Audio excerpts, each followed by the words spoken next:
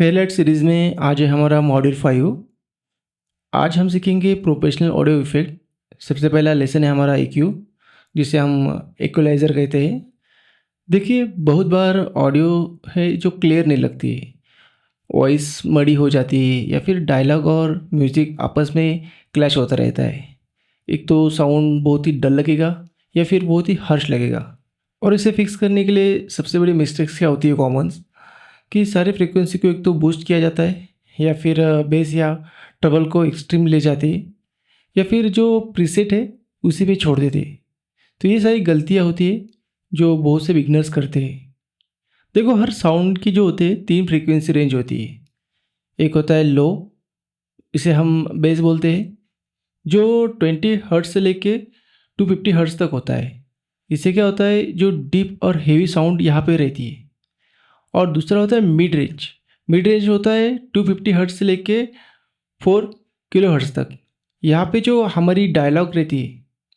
और लास्ट होता है हाई, जिसे हम ट्रेबल कहते हैं। ये 4 किलो हर्ट्ज से लेके 20 किलो हर्ट्ज तक होता है, जहाँ पे हमारी जो ब्राइटनेस और क्लियरिटी रहती है, मतलब शार्पनेस रहती है। अभी हमें रेंज पता हो गई है, तो अब हम क्या करेंगे, सबसे पहले जो अनवांटेड फ्रीक्वेंसी होती है उसको कट कर लेंगे। अब हम 80 हर्ट्ज से लेके 100 हर्ट्ज तक जितना भी है सब कुछ हम कट कर देंगे। इससे क्या होगा कि जो रंबल और अनवांटेड जो बेस है वो रिमूव हो जाएगा। और मिड रेंज में हम क्या करेंगे, 2 से लेके 5 किलो हर्ट्ज तक भी बीच में एक स्लाइड बूस्ट देंगे, अराउंड +3 डेसिबल से लेके। इससे क्या होगा कि हमारी जो वॉइस है उसमें और क्लैरिटी आएगी और प्रेजेंस बढ़ता रहेगा। हाई फ्रीक्वेंसी में हम क्या करेंगे, 6 से लेके 8 तक किलो हर्ट्ज तक में थोड़ा कट कर देंगे। जिससे क्या होगा कि जो ये साउंड होता है जो बहुत शार्प होता है वो नहीं आएगा। अगर डायलॉग के साथ म्यूज़िक होता है तो म्यूज़िक में हम 1 से लेके 3 तक किलो हर्ट्ज तक स्लाइटली कट कर देंगे। इससे क्या होगा कि डायलॉग के लिए स्पेस क्रिएट हो जाएगा और दोनों भी क्लैश नहीं होगी। अब बात कर लेते हैं कंप्रेशन के बारे में। ये गेम चेंजर इफेक्ट है। कभी कभी क्या होता है, ऑडियो में नॉर्मली प्रॉब्लम आती है कि जो साउंड होता है अनइवन होता है, कभी लाउड हो जाता है या कभी सॉफ्ट हो जाता है। तो जो व्यूअर को बार बार उसका वॉल्यूम एडजस्ट करना पड़ता है। तो ये इरिटिंग प्रोसेस से बचने के लिए हम कंप्रेशन का इस्तेमाल करते हैं। देखो, नॉर्मली क्या होता है कि जो बिगनर्स होते हैं, एक तो कंप्रेशन का इस्तेमाल ही नहीं करते या फिर ओवर कंप्रेस कर देते हैं ऑडियो को। सबसे पहले हम ये समझ लेते हैं कि कंप्रेसर होता क्या है। देखो, ये क्या करता है कि लाउड और सॉफ्ट साउंड के बीच में का जो गैप होता है उसे कम करता है। अगर लाउड साउंड्स थोड़ा नीचे पुश करोगे तो सॉफ्ट साउंड ऊपर आ जाता है। तो रिजल्ट क्या होता है, इसमें कंसिस्टेंसी और कंफर्टेबल लिसनिंग एक्सपीरियंस मिलता है। वैसे तो कंप्रेसर के कई सारे कंट्रोल्स है, पर इसके जो 4 मेन कंट्रोल है। पहला है त्रिशूल। त्रिशूल क्या बताता है कि कंप्रेसर कब स्टार्ट होगा, फॉर एग्जांपल -20 डेसिबल से। और दूसरा है रेशियो, कंप्रेशन में कितनी इंटेंसिटी है, मतलब 2:1 जो नेचुरल होता है, 3 से लेके 4:1 वॉइस के लिए आइडल होता है, और 8:1 ये ज़्यादा बहुत हेवी लिमिट के लिए होता है। और तीसरा होता है अटैक। अटैक कंप्रेसर को कितने जल्दी रिएक्ट करेगा ये दिखाता है, जैसे 5 से लेके 10 मिलीसेकंड पिक्स को कंट्रोल करता है। स्लो अटैक्स नेचुरल फील देता है। और चौथा है रिलीज। रिलीज क्या होता है, कंप्रेशन कितनी जल्दी छोड़ देगा, मतलब 50 से लेके 100 मिलीसेकंड्स में स्मूथ साउंड देता है। बहुत fast release pumping effect create करता है। तो इस तरीके से ये काम करता है। अब हमारा अगला इफेक्ट है रिवर्ब एंड डिले। ये क्रिएटिव इफेक्ट होते हैं जो डेप्थ और स्पेस क्रिएट करते हैं। जब वॉइस बिल्कुल ही ड्राई या फिर फ्लैट लगती है या उसमें कोई डेप्थ या स्पेस नहीं फील हो रहा है, तो हम इसका इस्तेमाल करते हैं। इसका इस्तेमाल हमें काफ़ी संभल के करना पड़ता है। अगर ये ज़्यादा लगा देने के बाद ये इको हीवी हो जाता है। रिवर्ब जो है नेचुरल स्पेस क्रिएट करता है, जैसे कि रियल रूम या हॉल में हम आवाज़ घूमती है, साउंड वेव्स वॉल से बाउंस होके आती है और नेचुरल एम्बिशंस क्रिएट करती है।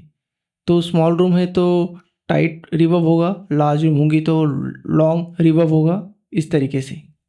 वैसे आपको यहाँ पे कई सारे प्लगइन्स मिल जाते हैं, जैसे कि हॉल के लिए, रूम के लिए।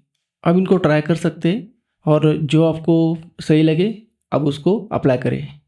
और इसका जो डीके टाइम होता है वो हमेशा 0.5 से लेके 1 सेकंड में रखे। एक नेचुरल रिवर्ब टेल है ये। 2 से 4 सेकंड आप रखते हो तो ये ड्रामेटिक लगता है या लॉन्ग टेल हो जाती है, तो म्यूज़िक और सिनेमैटिक मोमेंट के लिए ये परफेक्ट है। वेट और ड्राई मिक्स को जो हम रिवर्ब में ज़्यादा करके जो डायलॉग के लिए 10 से 20% ही रखते हैं और म्यूज़िक के लिए हम 30 से 50%। अब डिले की तरफ चलते हैं। देखो, ऑडियो बोरिंग लगती है जब उसमें क्रिएटिव हाईलाइट ना हो। बस हाईलाइट करते वक्त ये हमेशा ध्यान में रखना कि हेवी डिले ना हो जाए। डिले एक कंट्रोल इको है। ओरिजिनल साउंड जो वेव होती है उसके बाद जो डिले आती है उसकी कॉपी, वो ग्रेजुअली फेड होती रहती है। इससे क्या होता है, क्रिएटिव मूवमेंट या ट्रांजिशन इनहेंस होता है। तो डिले का टाइम कितना होना चाहिए? देखो, 100 से लेके 200 मिलीसेकंड जो होता है वो स्लैप डिले होता है, मतलब टाइट और पंची। और 500 मिलीसेकंड से अगर आप ज़्यादा इस्तेमाल करते हैं तो वो क्लियर इको होता है, जो सस्पिशियस और नोटिसेबल होता है। तब ये दोनों आप पे निर्भर है कि आपको कौन सा इस्तेमाल करना है। और फीडबैक कंट्रोल में हम ये बताते हैं कि इको कितनी बार रिपीट होगा। लो फीडबैक मतलब सिर्फ 1 से 2 रिपीट होगा और हाई फीडबैक मतलब मल्टी फीडिंग रिपीट होगा।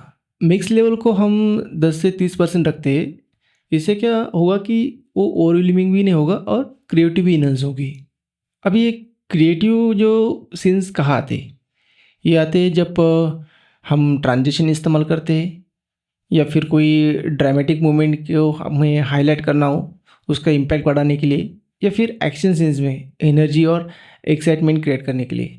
तो ये सब ऑडियो इफेक्ट इस्तेमाल करने का हमारा कंक्लूजन ये होता है कि EQ से क्या होता है, अनवांटेड जो फ्रीक्वेंसी है उसे हम कट कर देते हैं और हम बूस्ट करते हैं जो हमें चाहिए। और कंप्रेशन से क्या होता है कि एक कंसिस्टेंस लेवल बनी रहती है। रिवर्ब से हमें एक नेचुरल स्पेस हम उसमें ऐड करते हैं और डिले से उसको क्रिएटिवली उसका इस्तेमाल करते जब हमें इसकी ज़रूरत हो। और इसी के साथ हमारा मॉड्यूल 5 कंप्लीट होता है। अब आपका ऑडियो प्रोफेशनल साउंड करेगा। नेक्स्ट मॉड्यूल में हम इससे भी एडवांस टेक्निक को समझेंगे। तो मिलते हैं नेक्स्ट मॉड्यूल में।